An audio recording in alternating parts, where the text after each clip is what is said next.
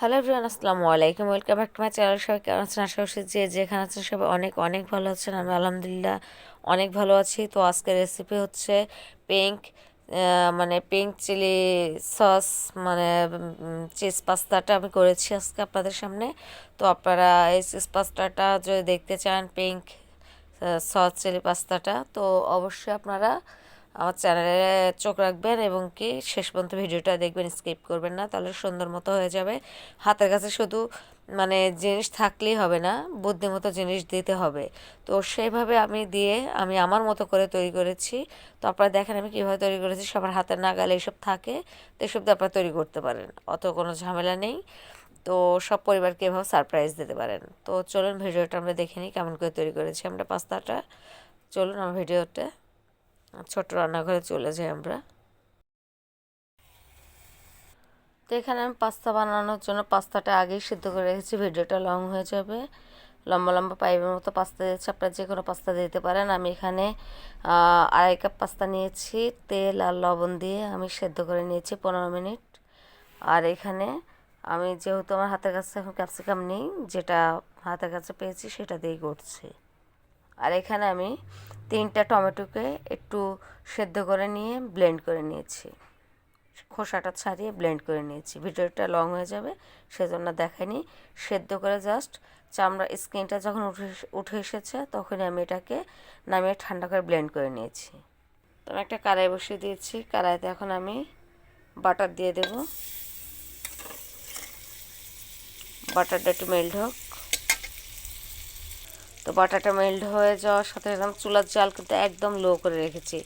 2 cup আমি 2 চামচ আমি ময়দা দিয়ে দিলাম। এখানে ময়দা দিয়ে আমি একটু হালকা আঁচে নাড়বো, কারণ এই ময়দাটা কিন্তু দলা পাকিয়ে গেলে সমস্যা হবে। সেজন্য আমি হালকা আঁচে একটু নেড়ে নেব এটাকে, যেন ব্রাউন কালারটা চলে না আসে। সেই জন্য আমি এটাকে এখন একদম লিকুইড হয়ে গেছে। আপনারা এখানে বাটার দেবেন, বাটার দিলে টেস্টটা ভালো আসে। আমি অনবরত নেড়ে দিচ্ছি। এটা কাঁচা যেই আটা ময়দার ফ্লেভারটা আছে সেটা দূর হয়ে যাবে একটু নেড়ে নিলে। আর উপর দিয়ে যখন বুদবুদির মতো উঠে যাবে তখন আপনাকে এটা হয়ে গেছে মনে করবেন, আবার কমপ্লিট হয়ে গেছে মনে করবেন। তো আমি এখানে এখন দিয়ে দেব সাদা গোলমরিচ গুঁড়ো আর একটু শুকনা চিলি ফ্লেক্স 1/4 চামচ। এখানে এখন লবণ দেব স্বাদ অনুযায়ী, নেড়ে দেব একটু, তা না হলে এটা ব্রাউন কালারে চলে আসবে।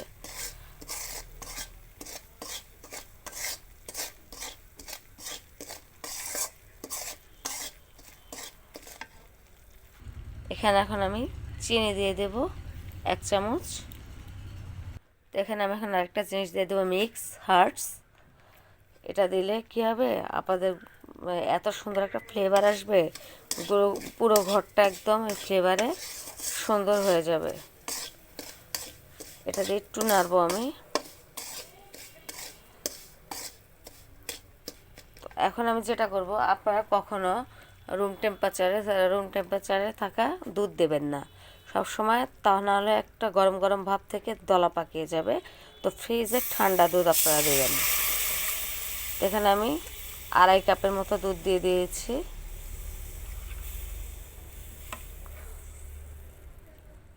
আর এটা অনবরত নেড়ে দিচ্ছি, দলা পাকিয়ে যাবে, এটা নাড়া বন্ধ করা যাবে না, এটা নাড়তে হবে। আস্তে আস্তে ঘনত্ব চলে আসবে। তো আমি চুলার জালটা অফ করে দিয়েছি, দেখতে পাচ্ছেন আমার এটা ফুল ঘন হয়ে এসেছে।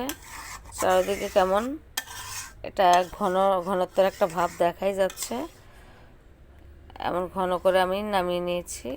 এখন চুলার জালটা অফ করে দিয়েছি, এটা এভাবেই থাকুক। আমি বাকি কাজগুলো এখন করে ফেলবো। তো আমি এখানে চুলাটা অন করে প্যান দিয়েছি, এখানে একটু বাটার দেব। বাটার দেওয়ার পর বাটারটা মেল্ট হোক। বাটারটা অবশ্যই দেবেন, তা না হলে রেস্টুরেন্টের স্বাদটা আপনারা পাবেন না। তো অবশ্যই এখানে বাটারটা দিতে হবে। তো বাটারটা মেল্ট হওয়া পর্যন্ত আমরা একটু ওয়েট করি। তো এখানে আমার বাটারটা মেল্ট হয়ে গেছে। এখন আমি এখানে রসুন কুচিটা দিয়ে দেব। রসুন কুচিটা দেওয়ার পরে আমি একটু নেড়ে চেড়ে দেবো, একটু ভাজা ভাজা করব। তার সঙ্গে আমি যেটা দেব সেটা হচ্ছে মিক্স হার্টস, আর একটু দিলাম, গন্ধটা স্ট্রং আসবে, সুন্দর হবে। একটু নেড়ে নিচ্ছি। এখন এখানে এটা ভাজার পরে আমি যেটা দেব সেটা হচ্ছে কিউব করে রাখা পেঁয়াজ কুচিটা আমি দিয়ে দেব।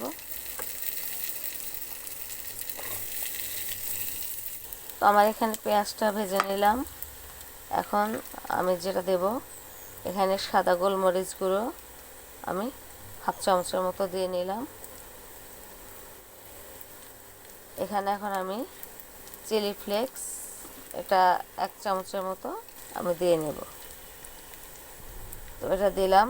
তো আরেকটা জিনিস দেবো, যেটা হচ্ছে আমার যেই পাস্তার প্যাকেটের মশলাটা ছিল সেই মশলাটাও আমি দিয়ে দেব। 2 প্যাকেট ছিল, সেটা আমার একটু বাটার কম হয়ে গিয়েছিল, আমি আবার বাটার দিয়েছি। তো এখন যেটা দেব সেটা হচ্ছে লবণ, হাফ চামচ দিয়ে দিলাম। আপনারা লবণটা টেস্ট বুঝে দেবেন। এটা নেড়ে দিচ্ছি। এখন এগুলো পুড়ে যাবে। আমি যেই টমেটোটা ব্লেন্ড করে রেখেছিলাম সেটা এখানে দিয়ে নিলাম।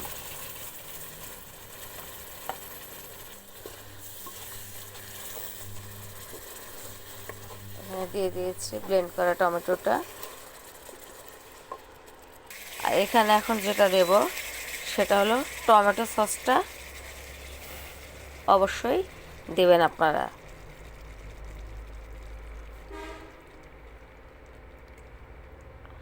এখানে আমি 2 চামচের মতো টমেটো সস দিয়ে নিচ্ছি। আর টমেটো সসটা দিলে টেস্টটা অনেক ভালো আসে, এই জন্য আমি দিলাম। আপনারাও দেবেন অবশ্যই। এটা পিঙ্ক মানে pasta, cheese pasta, pink chilli pasta এটা হবে।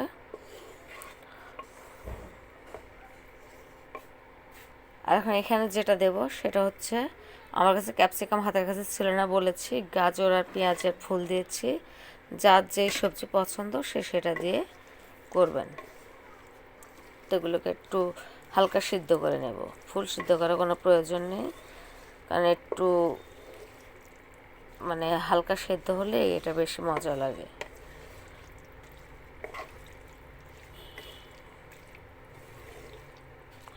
এটা এতক্ষণ এখানে সেদ্ধ হোক। এখানে আমার যেই আমি ইয়েটা করে রেখেছি, ক্রিমটা করে রেখেছি, এখানে একটা জিনিসের কমতি ছিল, যেটা আমার নলেজে ছিল না, আসলে হাতের কাছে ছিল বাট মনে ছিল না। এটা হচ্ছে মোজারেলা চিজ। আপনারা যে কোনো ব্র্যান্ডের চিজ এখানে ইউজ করতে পারেন।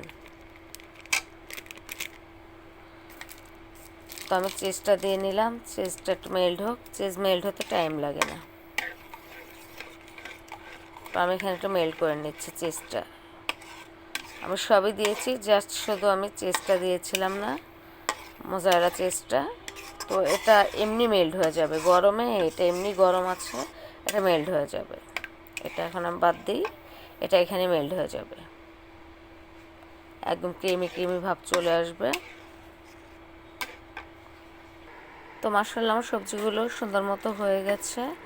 এখন আমি যেটা দেব, যে ক্রিমটা আমি করে রেখেছিলাম হোয়াইট ক্রিমটা, ওটা আমি দিয়ে দেব।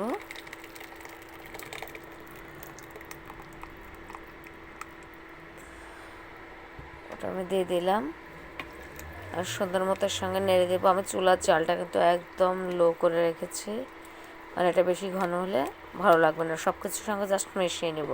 আমাদের কিন্তু ক্রিমটাও রান্না এবং আমার সবজিটাও কিন্তু রান্না, তো সেহেতু আমার কিন্তু বেশিক্ষণ নাড়তে হবে না। তখন আমি দিয়ে দেবো এর সঙ্গে একটু নেড়ে চেড়ে পাস্তাটা দিয়ে দেব। তো এখন এখানে আমি পাস্তাটাকে দিয়ে দেব, সম্পূর্ণ পাস্তা আমি ঢেলে দিচ্ছি। তখন পাস্তাটা দিয়ে নিলাম। এখন সুন্দর মতো জাস্ট এর সঙ্গে একটু সব কিছু মিশিয়ে নিতে হবে, জাস্ট এতটুকুই। তা নাহলে আমার কিন্তু রান্নাটা সব কমপ্লিটই হয়ে গেছে। জাস্ট আমি এর সঙ্গে একটু মিশিয়ে নেব।